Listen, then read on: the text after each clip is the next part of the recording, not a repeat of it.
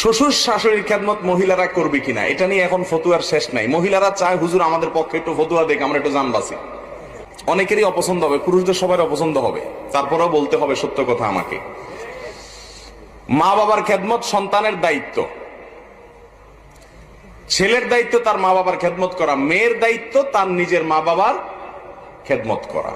তবে এটাও খেয়াল করা উচিত, অনেকে বৌমাদেরকে কাজের বুয়া হিসাবে আনে, কাজের মহিলা হিসাবে আনে। সে কাজের মহিলা না, সে আপনার পুত্রবধূ। তার প্রতি সম্মান দেখানো মুরব্বীদের কি দায়িত্ব। অনেক মুরব্বীরা আছে তারা জুলুম করে, সকাল থেকে রাত পর্যন্ত গাধার মতো খাটনি করে, নিজের মেয়েটাকে একটা কাজের কথা বলে না, সব বৌমা করে। আছে না নাই? এই দুইটাই জুলুম।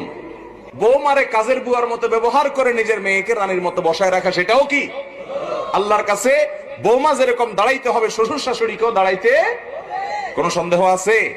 প্রত্যেকে যার যার হক, যার যার করণীয় কর্তব্য সঠিকভাবে আদায় করতে হবে।